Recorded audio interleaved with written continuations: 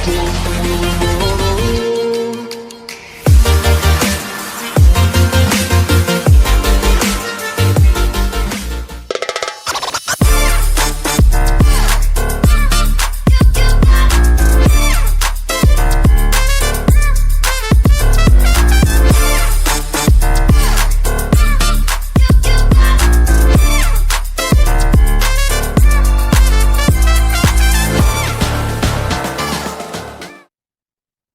halo, halo. Selamat datang di Ngopi di Lapas. Ngobrol pintar di Lapas. Bersama saya, Widya, yang bakal nemenin kalian semua selama beberapa menit ke depan. Nah, hari ini pembahasan kita seru banget nih. Kita bakal bedah bagaimana nilai-nilai berakhlak yang jadi core value ASN. Bukan cuma jadi jargon di kantor, tapi benar-benar hidup dan diterapkan di dalam lapas. Hari ini spesial banget tentunya kita kedatangan narasumber-narasumber hebat dari Lapas Sampit dan Lapas Pangkalan Bun. Kita sapa dulu nih, ada Pak Asnandi, ada Pak Aal, ada Pak Riko, dan Pak Roni. Halo semua. Halo Bu Widya, Halo, halo Sobat Halo halo Kak Bu Lapas. Widya, Widya. halo Sobat Lapas. Halo Sobat Lapas. Jadi gimana nih dari kabarnya nih? Kalau dari mukanya terlihat aura-aura positif ya. Jadi di sesi ini kita akan melakukan tanya jawab santai soal bagaimana penerapan berakhlak di dalam lapas.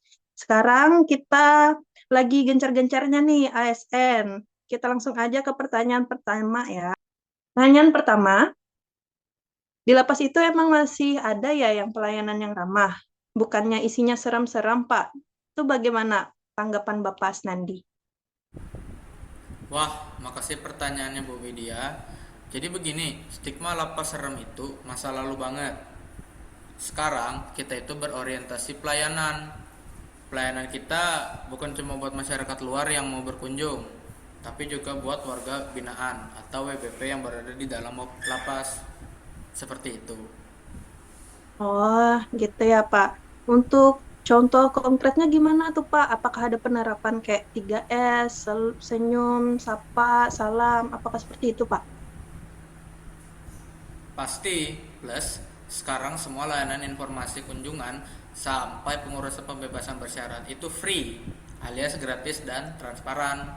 Kita juga jaga nilai harmonis di dalam kan juga sukunya beda-beda, kasusnya beda-beda. Kita nggak beda-bedain mau dia mantan pejabat atau warga biasa, perlakuannya sama. Senyum kita tetap tulus, bukan senyum kepaksa. Oh, jadi begitu, Pak ya. Nah, kalau kita ngomongin soal perilakuan atau transparan pada warga binaan, lalu bagaimana cara petugas lapas untuk menolak godaan, titipan atau soal dari keluarga warga binaan? Agak berat sih ini ya. Pak Al sebagai petugas gimana nih menurut tanggapan Bapak? Wah, pertanyaan yang bagus dan jujur ya, Bu Widya. Di pengamanan, godaan itu pasti ada. Tapi disitulah nilai akuntabel dan loyal kita diuji. Akuntabel itu artinya kita bertanggung jawab atas amanah jabatan. Kalau kita terima titipan atau fasilitas khusus, taruhannya harga diri dan seragam kita. Itu Bu Widya. Oh, pernah ada nggak Pak yang nyoba nyogok-nyogok kepada Pak Al? Waduh, itu sering Bu. Mulai dari yang halus sampai yang terang-terangan. Tapi saya selalu bilang ke rekan-rekan, ke teman-teman, kita loyalnya itu ke negara dan organisasi, bukan ke kantong pribadi. Sekali lagi, kalau kita longgar, sistem pengamanan pasti akan rusak. Makanya pengawasan sekarang ketat, Bu. Ada CCTV di mana-mana dan sanksinya pun nggak main-main. Wah, luar biasa sekali ya Pak Al.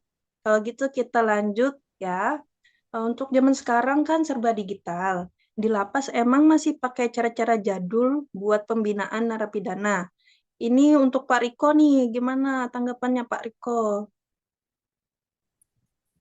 Oke, makasih Bu Widya. Kita dituntut untuk selalu kompeten dan adaptif. Lapas sekarang itu udah melek teknologi banget.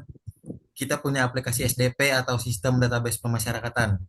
Jadi, warga binaan kalau mau tahu kapan mereka bebas, tinggal mengetik namanya, langsung keluar deh datanya. Gak perlu nanya-nanya lewat kertas lagi. Wah, keren sekali ya Pak ya.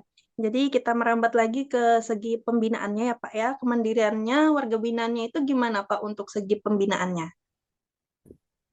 Untuk pembinaan, kita juga adaptif sama tren pasar. Sekarang, warga binaan gak cuma diajarin pertukaran kayu aja.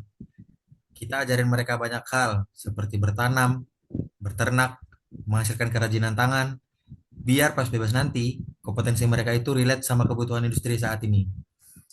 Wah, benar-benar luar biasa ya Pak ya. Ternyata pembinaan di dalam lapas ya.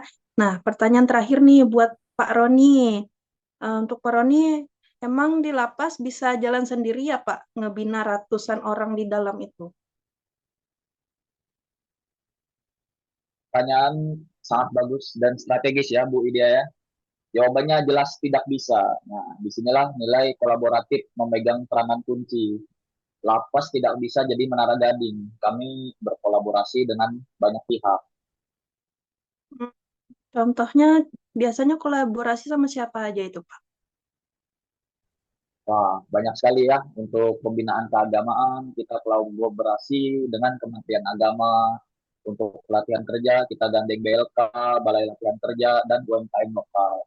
Bahkan untuk kesehatan, kita kerjasama dengan puskesmas dan dinas kesehatan setempat.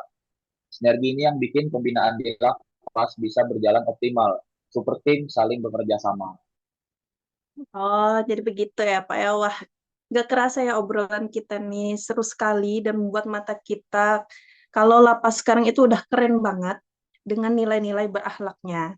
Sebelum kita closing, boleh dong Pak Roni kasih statement buat para penonton kita. Apa nih Pak statement dari Bapak? Oke, intinya menjadi petugas kemasyarakatan itu bukan sekedar kerjaan, tapi pengabdian.